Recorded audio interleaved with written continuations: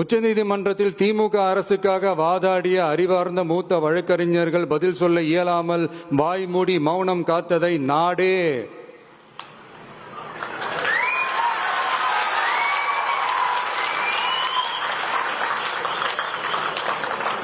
பார்த்ததல்லவா? இதையும் முதல்வர் அவர்கள் மறந்துட்டாரா?